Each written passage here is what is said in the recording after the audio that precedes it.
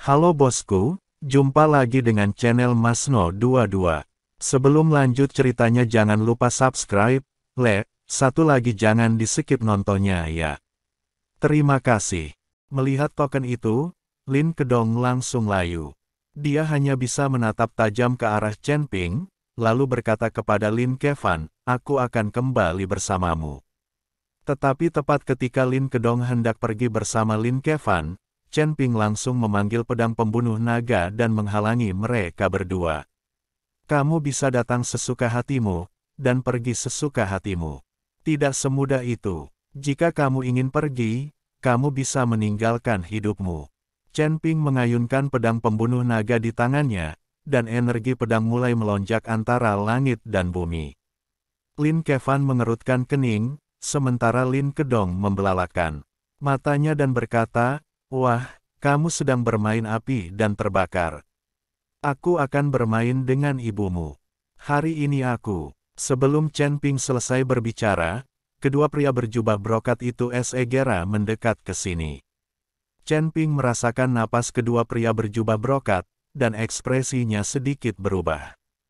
Chen Ping masih memiliki kekuatan untuk bertarung melawan Lin Kedong dan Lin Kevan.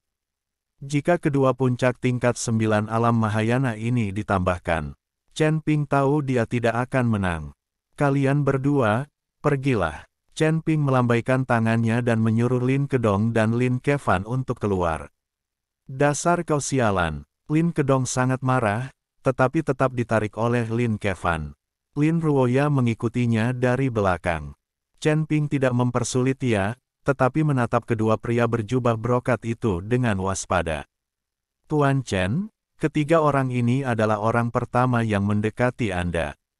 Xiao Yuanshan mendatangi Chen Ping, tetapi saat dia baru saja selesai berbicara, dia mendapati bahwa hanya ada 2 dari 3 pria berjubah brokat yang tersisa, jadi dia bertanya, bukankah kalian bertiga? Di mana si tolol besar yang memegang palu meteor itu? Pria berjubah brokat itu tidak menjawab perkataan Xiao Yuanshan, tetapi datang ke arah Chen Ping, membungkuk hormat dan berkata, halo, Tuan Chen, nama saya Xuan Bin, ini saudara ketiga saya Zhou Tang. Chen Ping sedikit terkejut dengan kesopanan pria berjubah brokat itu. Bukankah kalian bertiga? Di mana saudaramu yang kedua? Chen Ping bertanya. Dia sudah meninggal, kata Hyun Bin tanpa menyembunyikan apapun. Mati. Xiao Yuanshan dan Chen Ping keduanya terkejut. Aku membunuh saudara keduaku karena dia terobsesi dengan uang dan keuntungan.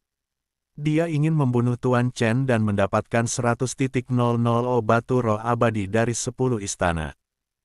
Saya tidak punya pilihan lain selain membunuhnya. Hyun Bin berkata jujur. Setelah mendengar alasan mengapa Xuan Bin membunuh saudara ketuanya, Chen Ping dan Xiao Yuanshan tercengang. Hanya karena alasan ini, kau membunuh saudaramu yang kedua.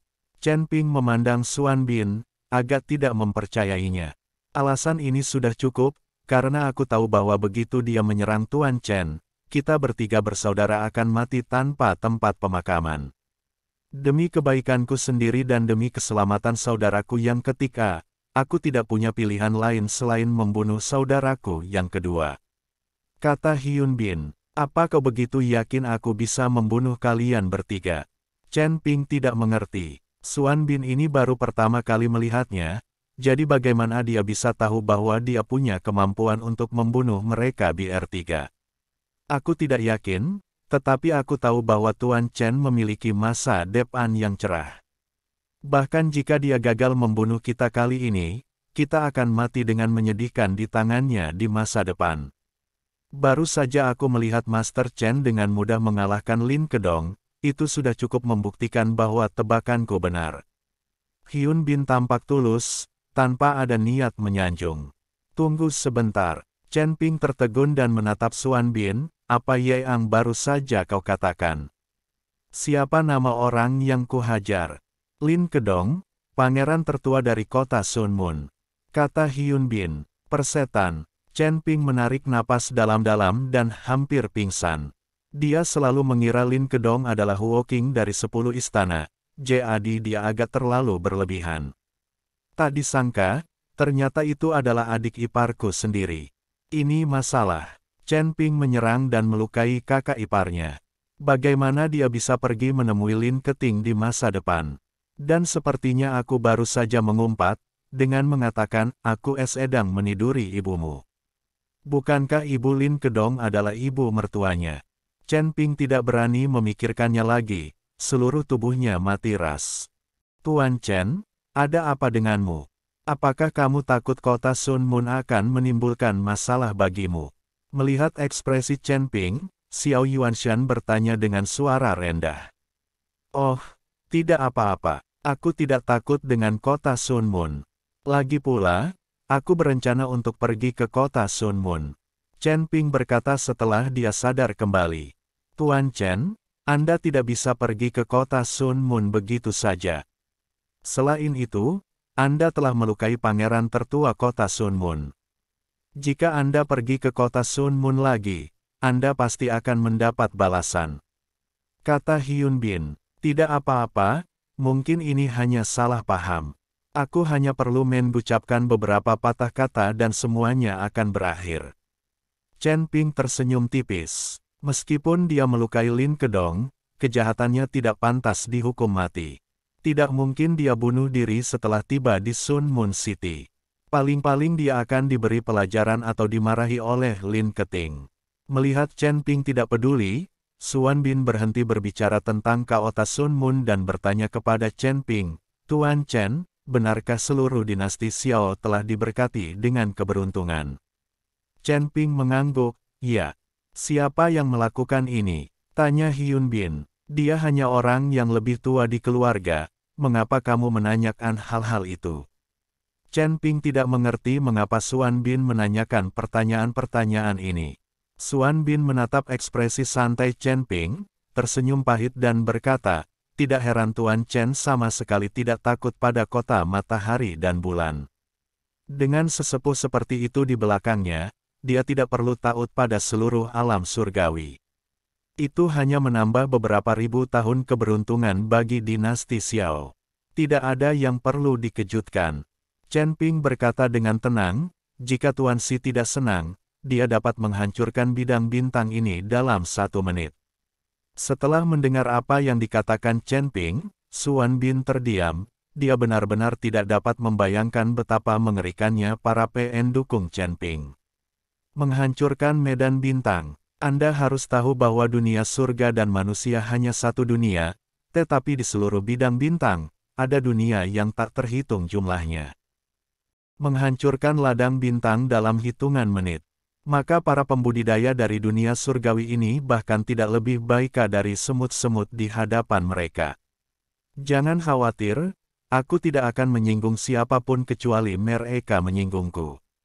Jika kamu tidak menyinggungku, aku tidak akan membunuhmu begitu saja. Melihat Suan Bin ketakutan, Chen Ping angkat bicara. Faktanya, Chen Ping sendiri hanya membual. Dia tidak tahu apakah Tuan Si dapat menghancurkan medan bintang dalam hitungan menit. Dia tidak tahu apa kekuatan Tuan Si, tetapi dia selalu menganggap Tuan Si sebagai orang yang lebih tua dan percaya bahwa Tuan Si bisa melakukan apa saja. Wah, jangan menyombongkan diri. Jangan merasa tertekan. Aku juga punya kemampuan untuk menghancurkan medan bintang. Lapangan bintang seperti itu di alam semesta tingkat rendah dapat dengan mudah dihancurkan. Itu bukan tugas yang sulit, kata Raja Iblis Ciyun pada Chen Ping. Apakah kamu tidak sedang membual? Chen Ping menatap Raja Iblis Ciyun dengan tidak percaya. Apa yang kau banggakan? Banyak dunia di alam semesta tingkat rendah yang jauh lebih rendah daripada dunia surga dan manusia ini. Aku juga bisa menghancurkan medan bintang seperti itu. Aku pernah meledakkan medan bintang dengan 1 pukulan. Prestasi saya dapat diverifikasi, saya tidak pernah membanggakan. Saat Raja Iblis Ciyun berbicara tentang kejayaan masa lalunya, matanya berbinar. Orang baik tidak akan pernah membanggakan prestasi masa lalunya, diamlah sekarang. Chen Ping menyuruh Raja Iblis Awan Merah untuk diam, lalu menatap Suan Bin dan bertanya, kau datang ke dinasti Xiao, bukankah kau hanya ingin bertemu denganku? Apakah kau juga datang untuk perintah pembunuhan dari 10 istana? Xuan Bin mengangguk, ya, 100.000 batu roh abadi memang sangat menggoda, tetapi kita tahu bahwa kita tidak bisa mendapatkan 100.000 batu roh abadi itu. Bahkan jika kita benar-benar dapat membunuh Tuan Chen, 10 istana tidak akan memberi kita 100.000 batu roh abadi.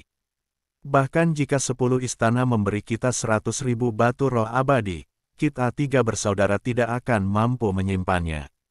100.000 batu roh abadi itu akan menjadi surat perintah kematian kita. Lalu mengapa kamu datang? Chen Ping bertanya dengan bingung. Tuan Chen, kita semua adalah kultivator independen. Kita telah melalui banyak kesulitan untuk berkultivasi hingga ke tingkat kita saat ini, tetapi kita masih tertahan di puncak tingkat ke-9 alam Mahayana dan tidak pernah mampu menembusnya. Kami tidak seperti Master Chen, yang memiliki kekuatan besar di belakangnya. Kami hanya bisa saling mengandalkan. Sekarang setelah aku melihat Guru Chen, kami 2 bersaudara bersedia mengikuti Guru Chen dan melewati api dan air. Saat Xuan Bin mengatakan ini, dia benar-benar berlutut di depan Chen Ping. Adegan ini langsung membuat Xiao Yuanshan tercengang. Chen Ping juga tercengang. Dia benar-benar tidak menyangka bahwa Xuan Bin, seorang kultivator Mahayana tingkat 9, benar-benar akan berlutut di hadapannya di depan semua orang. Kalian harus tahu bahwa pendeta yang begitu berkuasa sangat memperhatikan reputasi mereka, bahkan reputasi lebih penting daripada nyawa. Tapi sekarang Hyun Bin tampaknya tidak peduli sama sekali dengan wajahnya. Bahkan Zhou Tang yang berdiri di sana pun menatap kakak laki-laki Nia dengan mata terbuka lebar. Dia juga tidak menyangka bahwa kakak laki-lakinya akan berlutut di hadapan Chen Ping. Kakak, apa yang sedang kamu lakukan? Zhou Tang berdiri di samping, merasa sedikit tidak berdaya. Berlututlah. Xuan Bin menatap Zhou Tang dengan dingin. Zhou Tang ragu-ragu sejenak, tetapi akhirnya berlutut. 2 orang tahu, apa yang kalian lakukan? Cepatlah berdiri. Kekuatan kalian dianggap luar biasa di dunia surga dan manusia. Kekuatanku jauh lebih rendah darimu, jangan bercanda seperti itu. Chen Ping sedikit bingung dan ingin menarik kedua pria itu. Baik dari segi alam maupun usia, kedua orang ini jauh lebih tua dari Nia. Sekarang mereka berlutut di hadapannya dan ingin mengikutinya. Chen Ping tidak berani menerima mereka. Tuan Chen, kami tidak bercanda. Jika Anda tidak menerima kami, 2 saudara itu, kami tidak akan pernah bangun. Hyun Bin berkata dengan tulus. Ya, aku tidak bisa bangun. Zhou Tang juga berkata senada dengan Hyun Bin. Meskipun Zhou Tang tidak sepenuhnya mengerti mengapa kakak laki-lakinya melakukan ini, dia memilih untuk mempercayai kakak laki-lakinya saat ini. Sekarang setelah Pangeran ke-10 mengeluarkan perintah pembunuhan, kau masih ingin mengikutiku. Apa kau tidak takut pada Pangeran ke-10? Chen Ping bertanya tanpa berkata-kata. Tuan Chen tidak takut pada 10 istana, jadi apa yang harus ditakuti oleh kedua saudaraku? Kata Hyun Bin. Chen Ping melihat sekeliling dan berkata, aku penasaran berapa banyak master yang mencoba membunuhku di sekitar sini. Apa kamu tidak takut? Jika kau ingin menyerang Tuan Chen, kau harus melangkahi mayat kedua saudaraku terlebih dahulu. Wajah Hyun Bin penuh dengan tekad. Melihat pemandangan ini, Chen Ping mengangguk dan tersenyum. Oke. Terima kasih, Tuan Chen. Xuan Bin segera mengubah kata-katanya dan mengikuti jejak Xiao Yuanshan, memanggil Chen Ping, Tuan. Karena kalian berdua telah mengikutiku, kalian sekarang adalah sebuah keluarga.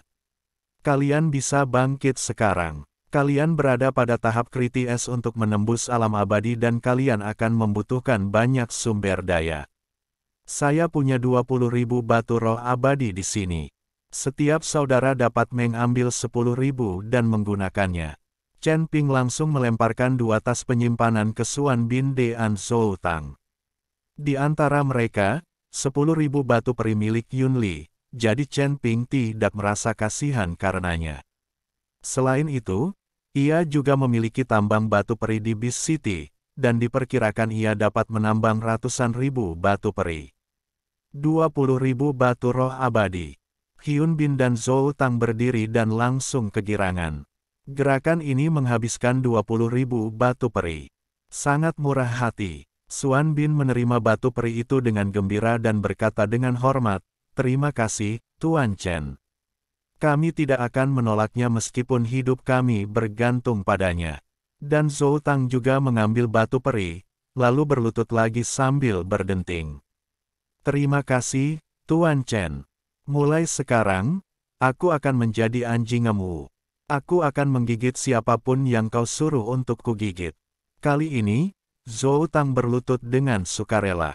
Alasan dia berlutut tadi adalah karena Hyun Bin, tetapi kali ini, Zhou Teang bersedia melakukannya, bahkan jika dia harus berlutut selama seharian.